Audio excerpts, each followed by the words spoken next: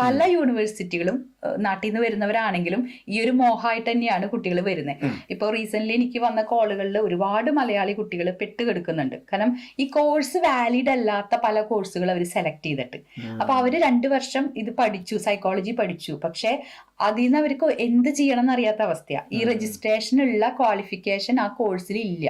അപ്പൊ course select ചെയ്യുമ്പോൾ ഈ രജിസ്ട്രേഷൻ കിട്ടുമോ എന്നുള്ളത് നമ്മൾ മുൻപ് അന്വേഷിക്കണം. അത് ഇമ്പോർട്ടന്റ് ആയിട്ടുള്ള ഒരു കാര്യമാണ്.